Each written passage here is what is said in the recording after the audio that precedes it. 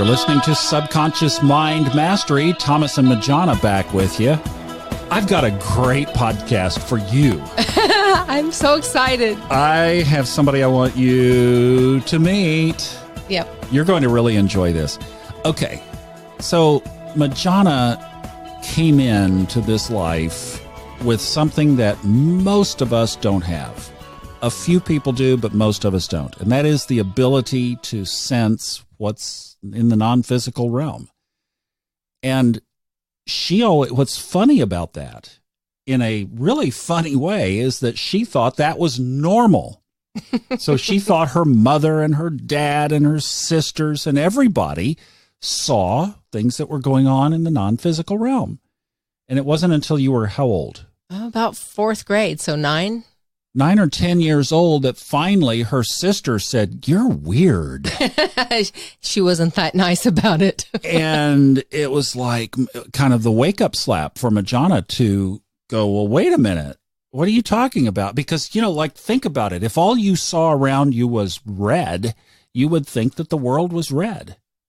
And you wouldn't realize that it's the way that we see it. Colorblind people, right? Yeah. I mean, they don't see what we see, what we normal people see. Well, I want you to meet somebody who is almost like you. I am so excited. You guys are twin flames here, and I want you to meet somebody that I think you will have a long connection with. Julie Jancius. She's like you. She sees things quite clearly. Oh, like my sister said, she's not normal either.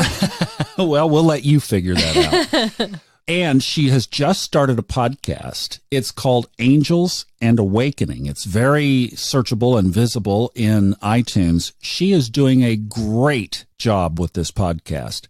And I was her 10th guest. I was a guest on episode number 10. So you can check that out. We had a wonderful conversation. I wanted to reciprocate just because I love what she's doing with her podcast, and I thought there would be great value in you all meeting her. So that's what we're going to do. I'll have everything in the show notes about her podcast, how you can get a hold of her. She also does readings that you might be interested after you hear what she's talking about. So all of that will be in the show notes, and she also mentions it right at the end of the interview. So let's get rolling with Julie Jancius. Julie, let's start with you. When you first learned about your gift, how old were you? Tell us how it came about. So I was working in my career for about 15 years out of college.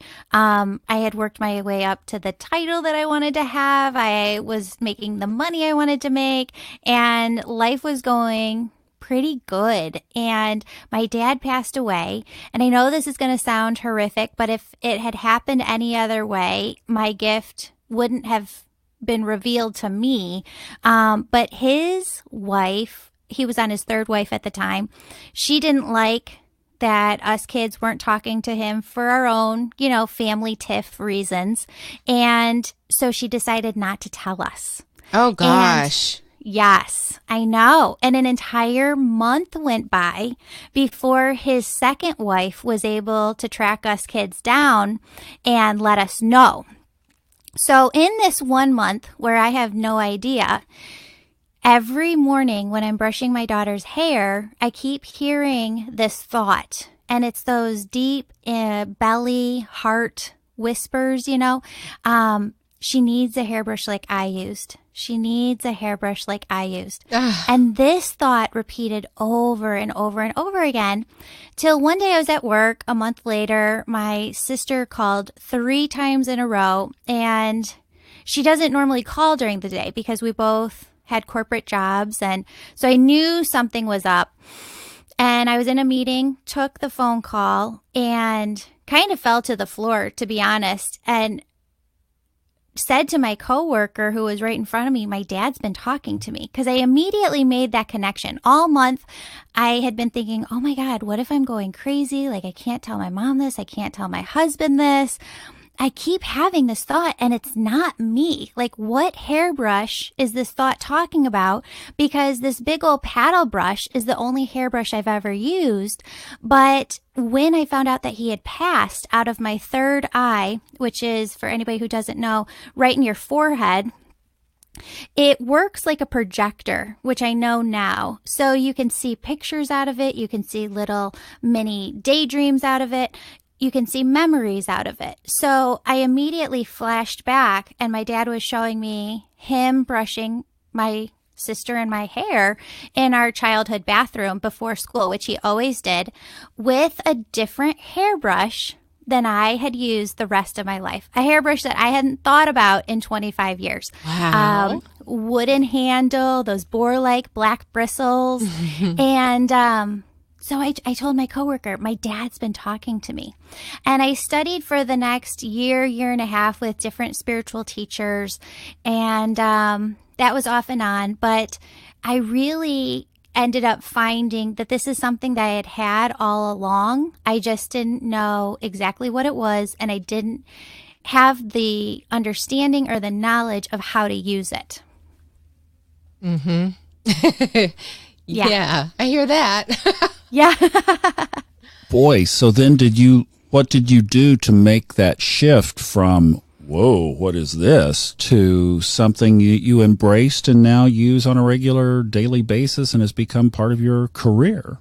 Right. So, I tell people, I'm just your typical mom next door. I grew up going to Catholic school, and we all have constructs within our mind. We are raised in certain ways that give us different belief systems, and those belief systems kind of trap us in, right?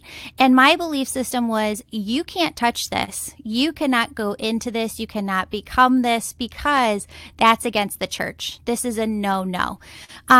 But the more and more that I worked with people, the more I practiced on different people in my training, the more validation that I got that what I was bringing through was spot on.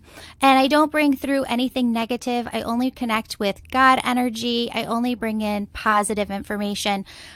But what happens in my sessions is this emotional clearing. So I'm a little bit unique from other people. I bring through angels and loved ones on the other side while doing energy healing work. And that combination, and my spiritual gift being helping people work through some emotional junk in their auric field, in their body, in their mind, just brings out the tears. So I keep Kleenex right next to my massage table, because you don't get a reading on a couch or in chairs. You're on my massage table. I'm working on you while I'm talking to you. And what I found is that the more people that I worked on, the more it became clear to me, this isn't me, this is spirit, this is them and the work that they need to do through me. And it is helping so many people. Good for you. That's so wonderful. Okay, Majona, let's talk about when did you first discover that you had this perception? So the first time that I remember, I was 3 years old, and I was awakened at night with a spirit talking to me. And I'm confident of my age because my baby brother was in the crib in the same room. And I just remember, and I didn't see the spirit, I heard the spirit. And I just said, my concern was, you can't have the baby.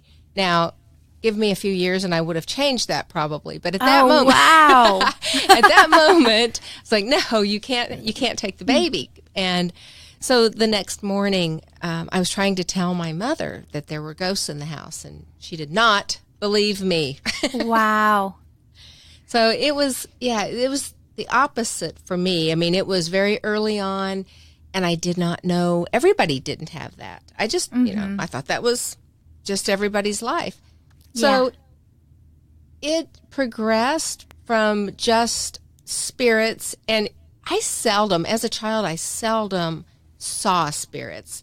In fact, I'm trying to remember if I really ever saw them. I would definitely hear and smell perfumes and colognes, and feel, they could like brush against me or touch my shoulder, and I could feel that. Did you ever feel them at night when you were sleeping, tickle your toes? That used to happen all the time. And to this day, I have to have my feet covered. That's so funny. I am such a sound sleeper that they could have been, I would have never known.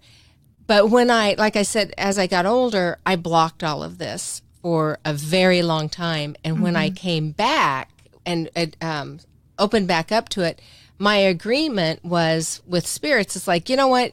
There's so many of them. It can be a full-time job, right? Yeah. And so my agreement was, okay, yeah, I know you're there and I'm busy. So if you really need me, get my attention. And typically that would be by knocking on my headboard at night. Wow. And, and it was that people are like, gosh, wouldn't that be scary? And it's just not. Right. It just isn't. They can't hurt you and they wouldn't want to anyway. Right. When I was going through my training, I said one night, God, I want to see spirit how Teresa Caputo sees spirit. And I woke up in the middle of the night and my door to the bathroom was open. My light in the bathroom was on and my grandfather, clear as day, was standing in the doorway. And I thought, nope. Not ready for this. I'll continue to see you as silhouettes. Yeah, right? Yeah. So to this day, I still see them as silhouettes. That's hilarious. For me, they look like the reflection in glass. If it's dark outside and you have a light on inside. Okay. So kind of opaque, translucent. Yep. That's how they show up for me. So it's funny, if I'm in the house and somebody happens to walk by a window at night, there's always that moment of, wait, is that live or Memorex? Okay, hang on a minute, ladies. Hang on here. Okay, I grew up in Tulsa, Oklahoma in the 60s, and there was the Bible, there was Oral Roberts down the street, and what you all are talking about here is scary stuff now that would have been of the devil, right? Mm-hmm. I mean, this was, and of course, Julie, you grew up in a Catholic church. Majona was raised in a Lutheran church. But, Majona's story is interesting because she never knew that there was anything else but to have these encounters. That would have been amazing. So it was later on that she finally realized, specifically from an encounter that happened while her sister was saying, girl, you are crazy, Yeah. Right. She had to kind of back off and take a look at like, wait a minute, don't you see what it was like you would think if that was your reality, that you would think that was everybody's reality. So How do you both answer people who are in a paradigm, and I've got a lot of people listening to this podcast that come from this perspective, that this stuff is, caution, you're treading on some serious, dangerous waters here. Majona, you want to go first? Sure. Well, you know what? And I think Julie already hit that on the head. It's what you open up to. And I refuse to go into dark places. I do believe in the law of polarity. So, if there's love and light, there must be something opposite. And that is not part of my reality, nor is it welcome in my reality. So, we have free will, and we are very strong. There have been truly 2 times in my life I felt that something was trying to infringe upon that. And I was very clear that only love is welcome here. If you are not of love, you have to leave now. And, if you're just not open to that, it just doesn't come. Mm-hmm. There's another thing that I tell people, which is experience it for yourself, right? So my parents, I was Catholic all growing up because that's what my dad wanted. And then when they got divorced, we went to a very strong Christian church, and religion was I was raised in a very, very religious family. And the first time that I felt what I call high vibration was in church. But after my dad passed and I was working with a different teacher, she taught me how to open up my crown chakra and connect with God energy on the other side. And when you get into this meditative state of being, which you can learn, and what I teach my clients is how to learn how to hold and live your day-to-day work in this meditative state. And you go into what the emotions of this state is. It's just love, joy, peace, bliss, ease, and grace. It's very, very high light vibrations.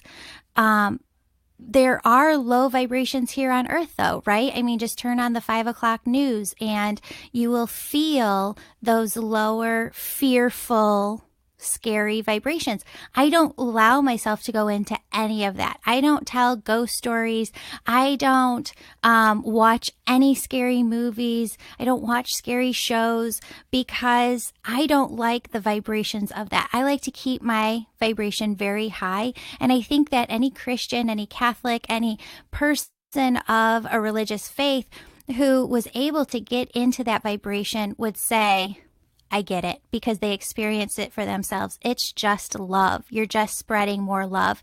And what I like too is I heard, and I didn't confirm this, but a girlfriend told me that the Pope is allowing nuns to practice Reiki now. And that's what it is. It's Reiki energy. It's all the same thing. Very cool. I had not heard that. Yeah. Yeah. So they're on board. Yeah. Finally, they're coming around. Yay. Yeah. You know, and I think that's important, like what you're talking about with the low energy TV and so forth. So all 3 of my kids are very intuitive and they experience spirits as well. So I have never, well, now they're adults, but when they were younger, I never allowed them to watch scary shows. And they're, you know, that show, The Ghost Whisperer and so forth, never even that, you know, just nothing at all. And when they got old enough to ask why, you know, my conversation with them was, it is TV and it's movies and it's there for sensationalism. You know what it's really like. You know it's not even the least bit frightening, and there's nothing wrong with it, and there's nothing that they can do to you. Right. But the movies don't present it that way. And once you see it, you can't unsee it. Right.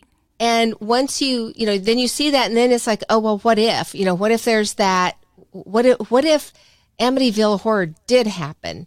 You know, then you're just cracking that door to that what if, and why do that? Right. Yeah. Yeah, there's no reason to go into those low vibrations. Right. Julie, you're using this now in a practice that you are consulting with people and seeing clients. What are people interested in? People come to me. It's funny. Like I said, I grew up in a very religious family. And so when I started my practice and started seeing clients, I didn't ask my family to send me people. I went to God and I said, okay, if you want to work through me, God, send the people to me. And I kept hearing in my prayers, put 5 gift cards in your daughter's fun fair at school. So I put those 5 gift cards in there. Those people came. They sent people. Those people sent people. I think I saw about 250 people the first year, over 400 people the second year, and I'm on track to have over 1,000 sessions this year. And what people come to me for, because it's all based on referrals, is emotional cleansing, right? So I tell my clients, your soul to the other side looks like a ball of pure white light. Imagine taking the sun and shrinking it down to the size of a grapefruit or a softball. It's pure white light, but it's as vibrant as the sun. And these rays shoot out from your soul in every direction, right? And that creates your auric field. Now, in the auric field, when we go through life, when we go through different experiences, those experiences, good and bad, bring energy into your auric field. When you're moving through your life, growing in your life, trying to create the life that you want for yourself, there's energy in your auric field. And some of those bad experiences cause blockages, cause you to have this heavier energy in your auric field, in your body, in your chakras. And when you have this energy, it's also in your head, right? It's in your thoughts. So I work with my clients to help them get out of their own way. Because you know what? And here's where I want to preface this. There are some people out there who will tell you, you've got a block chakra and I normally charge $5,000, but for you, I'm going to make a difference. And for you, I'm going to just charge $2,000. Run, don't go to see those people. Most of those people don't even have a website, right? You want somebody who really knows what they're doing. So when I say you have a block chakra or you have blockages, you've got heavier energy, everybody does. Every single person does. If you're living right now, you have heavier energy somewhere in your body, somewhere in your auric field that could be cleared out, right? Are you doing the work to clear that out yourself, or do you need help to learn how to do that, right? That's what I do. So I help people clear that out. I help them to understand what the messages are from their loved ones, from their angels on the other side. And I really like people to leave feeling like they know how to do this for themselves and they have more of a clear understanding of their purpose and their direction here. You're inspiring me. Majona's dad transitioned now 3 years ago, a little over 3 years ago. And I've watched her process that. And even with the fact that she can connect, right? Mm-hmm. We all want that comfort that they're okay. Yeah.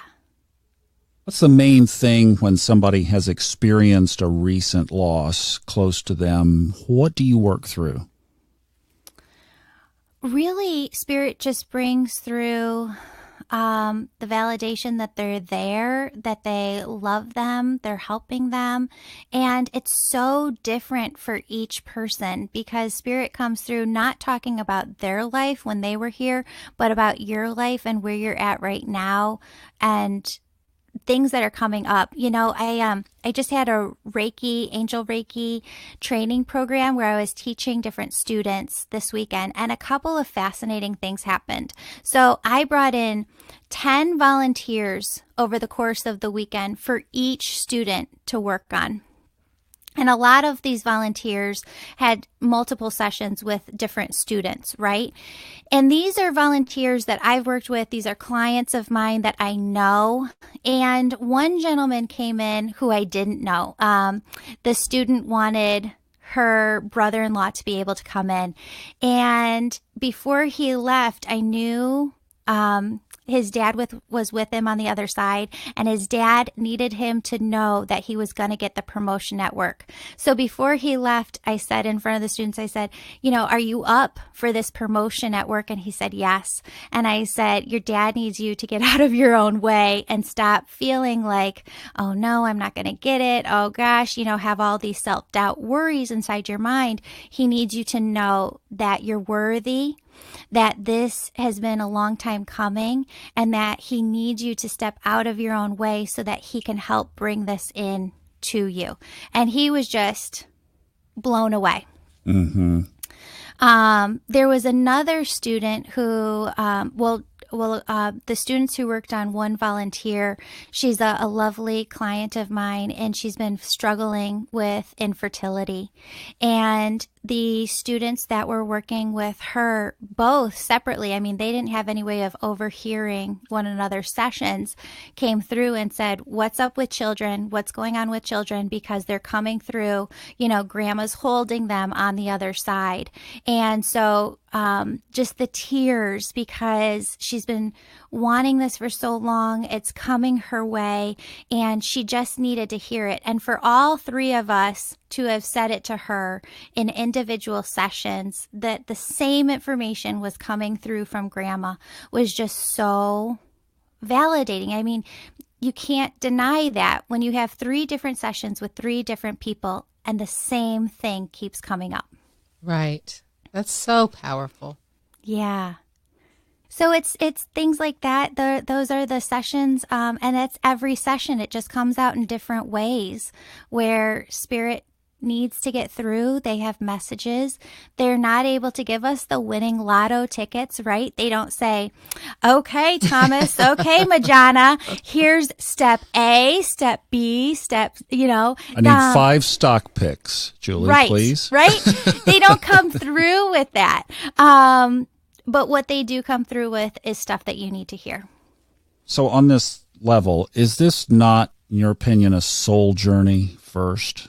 From a standpoint of, we get so caught up in our little physical realities. Oh, yes. That are so small in comparison to everything else that is going on. And, when you can zoom outside the physical like you two can, it just gives you a whole different perspective, doesn't it? It does. Yes. Yeah. No, you're not a person first. You're a person second. You're a soul first. You're a soul on the other side. You just came here to have this experience. I'd like to ask Majona the same question. How have you processed your dad's passing, both emotionally and in connection with him? So my dad was very intuitive, and he blocked it a lot because, he just didn't know. So we had conversations, and in fact, the last time that we really were able to have a conversation, I said, Daddy, it's okay. And I will love you, and I will miss you more than I can imagine. I'm going to get choked up. And we have the advantage. We still get to talk. Mm-hmm. I'll still see you, and we can still have conversations. I'm going to miss your hugs. I'm going to miss holding your hands, and I'm going to miss your kiss. Yeah. But we will have so much more other people don't have.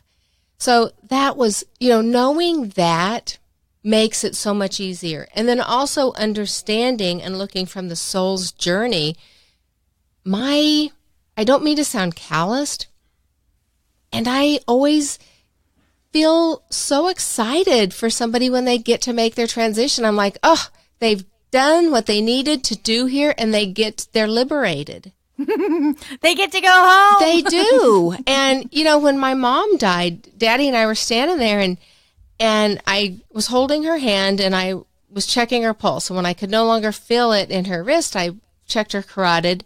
And when I couldn't feel it, I just stood there, and I thought, oh, well, now what? And I kissed her forehead, and I said, good for you, Mom.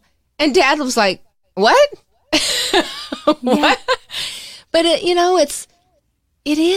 I'm so excited for them, and I look forward to it myself. I think it's a great thing. It's for us that are still here on this earth plane going through this school that it's hard. We miss them, and we have to fill that void. So I'm excited for him, and I miss him every day. And my mom's been gone for 22 years, and I still miss her every day. And I know that sometimes I get to visit with them and get glimpses, and Yeah. So I process. It's just different probably than some other people process. Majona, can you get to them on command? Can you? If they're not busy, yeah. Yeah. I have the same thing.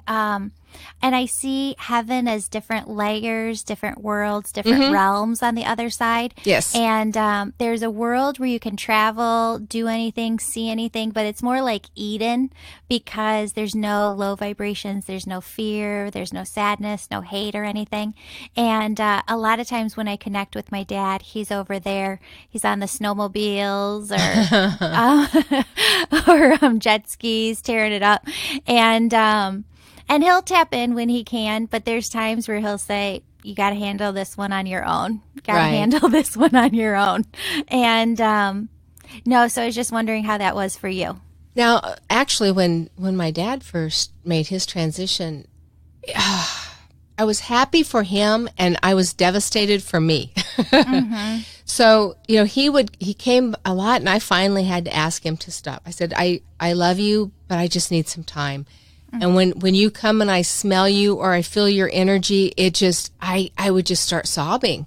And I said, I just need some time to acclimate to what life is without you because I've never experienced that before. Yeah. You know what's fascinating is Spirit on the other side says that they miss us sometimes. And what you're talking about, him coming through to you, is so true. Because oftentimes when I'm working with my clients, they feel like they're constantly tapping into the other person's energy. But really, it works both ways. So we can tap into them here, ask to feel them more, and they can ask to feel us more. They can kind of hang around our energy more. And I know when my dad's trying to hang around me, because the year that he passed, 2005, I think the December before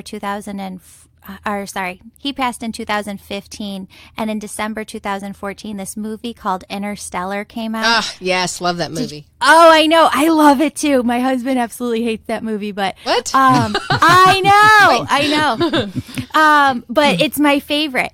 And what was interesting was I knew that movie was significant. I knew I was so intuitive it came to me randomly. I felt like I needed to go see the movie that night. We went to go see it. And in it, it's all about this relationship between a dad and a daughter, right? Yes. Uh-huh. And now when my dad needs to get a hold of me, he uses that movie. Like, I need to go watch that movie again. Yeah. Every time I watch it, I get something else out of it. But he's shown me how he connects with me. So actually, this is interesting.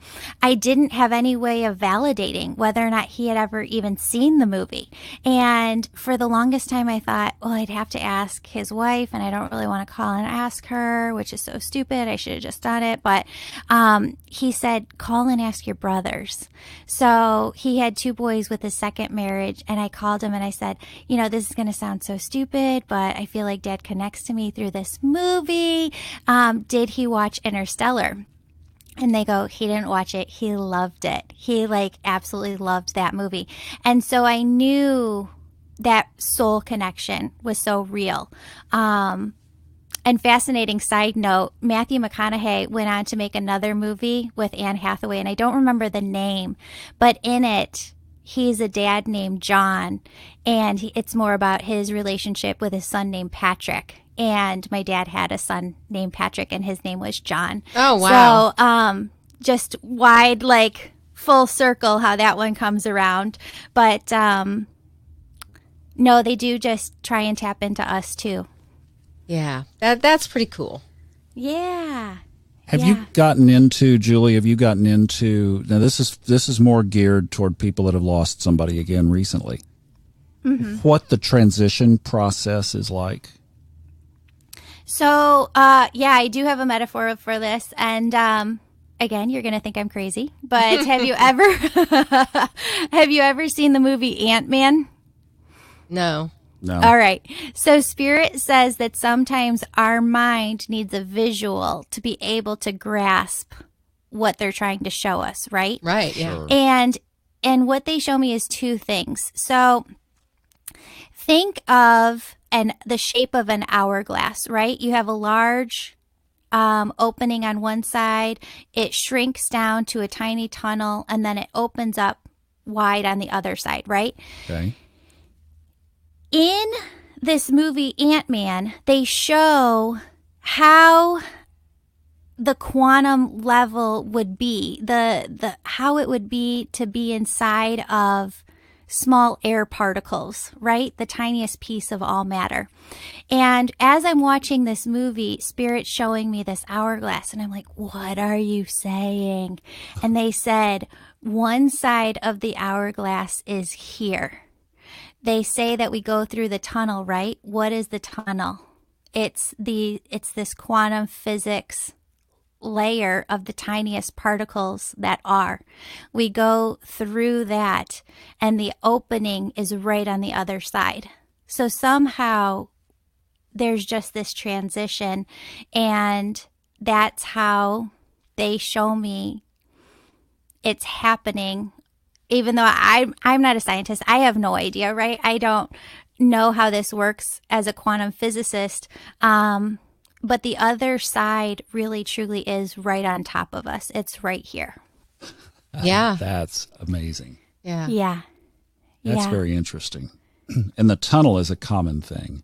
Mm-hmm. The white light is a common thing. Mm-hmm. The being met by those who have gone before is a common thing. Just the releasing of the density of Earth, the lightness is a common thing. Yeah. One thing that strikes me about that, and because I love this in science and quantum mechanics, is how the macro and the micro have similarities. It's often reflected.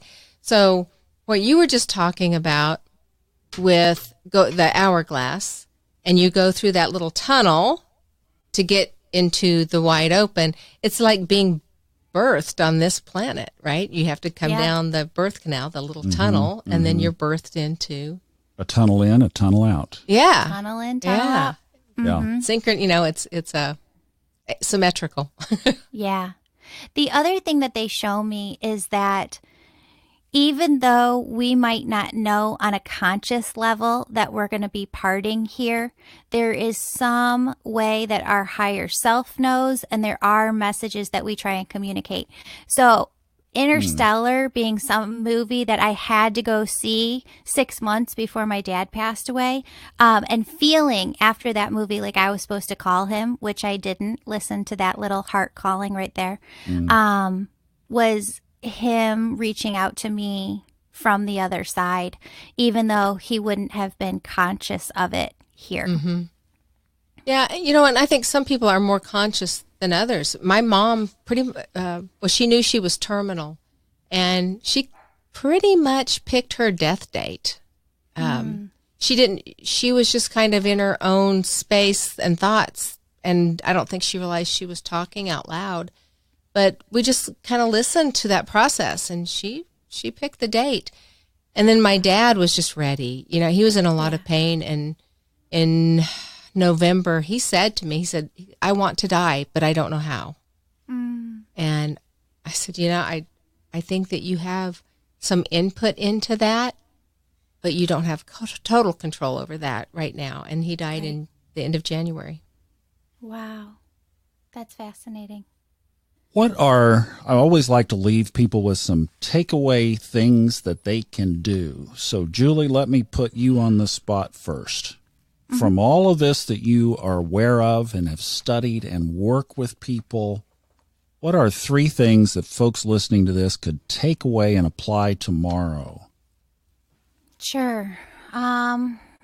One, you are probably living in your day-to-day, you're probably living in the energy of your body. In the energy of the body is where you feel stress, where you feel fear, where you feel like you have to work to prove yourself. And we don't have to live in that energy anymore. There are ways to step out of it, to create a practice for yourself, to shift your vibration daily, because everything is energy, right? And all energy vibrates. So shift your energy to a higher vibration where you're radiating more love, more joy, more peace, more bliss. And it's just such a more fun and pleasant, enjoyable way to live. The second would be, you are not your thoughts. So you have 33,000 thoughts a day, and we know 2 things about that. You can't stop those thoughts from coming in. That's proven. And you're not sitting there saying, these are the 33,000 thoughts that I want to think tomorrow. You're not putting them there. So learning how to control those thoughts, because most people would say, oh, I know I'm not my thoughts, or I don't let my thoughts control me. And for most of the population, I would challenge you on that. I would say we all need to do a lot more work with that, to not allow our thoughts to run away with us, but for us to control them more. And the third, I would say, do more of what you love. We are here for such a short amount of time, and so many of us in our 30s and our 40s feel trapped that we've created this life for ourselves, that, or really any age we can be at, but we feel like we've backed ourselves into the situation and that we're trapped, there's no way out, and that this is just the life that we're going to have to live. And that's no fun. That's not the life that we're here to live. Spirit says that there's so much more. And the word enjoy, E-N-J-O-Y, should really be enjoy, I-N, new word, J-O-Y, because we need to be experiencing more joy. And don't make that complex, because it's not. Spirit says that what you're supposed to be enjoying is really what's in your heart. So take quiet time, sit with your heart, and really tap into what you want to do, what you want to experience, and then just start there. That's beautiful. Absolutely. I'm telling you, I'm just sitting here speechless. Oh, thank you. Absolutely so beautifully eloquated, totally put on the spot. That was as impromptu as a Toastmasters, where they throw the question at you. Thank you for that. Thanks, that was Thomas. Absolutely beautiful. Thanks, Majona. Thank you. I'd like to get Majona to weigh in with 3. Oh, so I guess, one of them sort of like what Julie said, I think is, but mine is laughter. Be present, not worrying about the past or the future, those things you can't control, but just be present. And when you're truly present and you're in gratitude, people, it's springtime. Mm-hmm. The birds are out. Forget the pollen, but there's lots of leaves and flowers, and it's a rebirthing. And so just be very present with all of that. And when you're present and you're acknowledging it, I think gratitude just comes. And then when you're in a space of gratitude, so many other things open up. And I think a fast track to high vibration is laughter. Genuine laughter. So true. Whatever, every once in a while, Thomas and I will pull up an old Carol Burnett show or something, that Tim Conway, oh my gosh. It's a generational thing. True. They were on TV back in the 70s. It's funny stuff. They're on YouTube now. Yeah. Funny stuff. But just get a really good laugh. And gosh, if as adults, if you can pull out a belly laugh, that is amazing. So those put you in a higher vibration. And then if you some people like Julie and I are gifted, and we have the privilege of being able to converse with people on the other side. And at the same time, I think everybody can do that. And if you're missing somebody, you can reach out to them. And I think the easiest way to make that connection is ask them to come to you while you're asleep, and ask your angels and guides to help you remember that. So, and it feels very different than a dream. When you're actually, whether you're on another plane visiting or whatever, it's even in the moment, you're not dreaming. It just feels differently. And then just ask that you remember that conversation. And, it takes a little practice, but I do believe that people can do that. And that can be very empowering and healing. Mm-hmm. I've jotted down 3. Can I do 3? Of course. Okay. My first one is that this is primarily a journey of our soul more so than our body.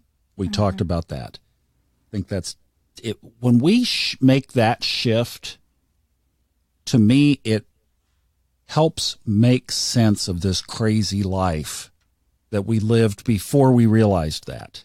Mm-hmm. Because after we make that shift, after we really get it, and really my second point was kind of a cousin to this, so there's a segue, is that this was all designed in advance. Yes, I like the way that Fred Dodson puts it, that think of 100 simultaneous highways going north and south. We're driving on one of the 100, right? That we have free will. We can switch highways, but there's 100 highways, So there is some design, and we have freedom to choose within that. So yes, we crafted this for specific soul lessons, and then life gives us all these opportunities to learn these lessons. And we come in kicking and screaming and what's the first thing we do? Cry, right? Right? Yeah. Great, I'm back to earth. And we resist. We push against all these wonderful opportunities that require us to lay it down, quit resisting, go with the flow, like you both have said. Mm-hmm. And we miss those because we're fighting and kicking and screaming and paddling upstream. So when we finally really get that, then you can look back over your life and see where the pieces clicked in. Mm-hmm. I know you both, from both of your stories, could say that about your past. And then the third is look for synchronicities, because synchronicities are those little flashing signposts from the other side, from the universe, from our higher self, that are giving us direction. I'm in a group with about 10 guys that we all attended a Fred Dodson seminar in Hawaii together, and we still keep in touch on that WhatsApp thing, that WhatsApp program. And pretty active group. I mean, where somebody's always texting something once a week, basically. And the thing that we're doing right now is just shouting out synchronicities as they happen. Love that. That's fun. That's getting in the flow. Awesome. Now, I got to say, that's been fun, you know, and because you get to experience other people who are alert and have their antennas up, and it helps attune yours. Like you're looking for things. Mm-hmm. I always look for sequential numbers on the clock, and it's just like a thumbs up, you know, yep, I'm listening, and they show up. So there you go. That's 9 incredible pieces of value from all of us. So hopefully that leaves folks with some things to think about. Maybe they got their money's worth. Julie, tell us how folks can get in touch with you and your podcast. Oh, yeah. Thank you so much. So if anybody wants to do an angel message reading, I do those over phone, Skype, FaceTime, or in person. If you're in the Chicagoland area, I have an office in Naperville. Yeah, if you want to do that, my website is www.Jancius, Jan as in Nancy, C as in cat, IUS as in Sam.com. It's my last name. And then I also have the Angels and Awakening podcast. We have an interview every Monday. We tell an angel story every Friday. And also on my website, if you subscribe on there, I put you in my prayer jar and I pray for you every morning. You're doing a bang up job with that podcast too, by the way. Oh, thank you so much. That means so much from a professional, a seasoned expert that has been doing this. And thank you for taking the time to teach me, because it's really changed things for me. Well, it's been an investment that I'm happy to make. And you're just doing amazing work with it. And the energy around you and your podcast and your work, you can just feel it coming right off the screen and right through the headphones. Oh, thank you so much. That means a lot. So you keep it on, keep doing what you're doing. You're doing great. Thank you. Sure, I will. Sure. And I know you're not going to be a stranger around here. I hope we can collaborate on several things coming up. Oh, fantastic. And that goes both ways anytime. Julie, thank you so much for sharing this time with us. Really appreciate it. Thank you. Are you as wow as I am? That was so much fun. I'm just like, I'm going to have to just go do an Epsom salt bath or something. I don't know. I'm just like, wow, just let all that soak in. That's beautiful. She's just great. I love her energy. And I don't think I have ever been able to have a conversation like that with someone. I don't know. I love it. I'm just like, I need to, sit with it. Well, the next step would be to get together in person, and hopefully we can work that out sometime soon. And we will. Between Dallas and Chicago. All right. Check out her podcast, Angels and Awakening. And then Majona's new podcast is called Life After Life. And if you just search Majona in iTunes, it comes right up. Majona. Wow. This has been amazing. Yes, it has. So much fun. Thanks for listening. Enjoy the journey. We'll see you next time.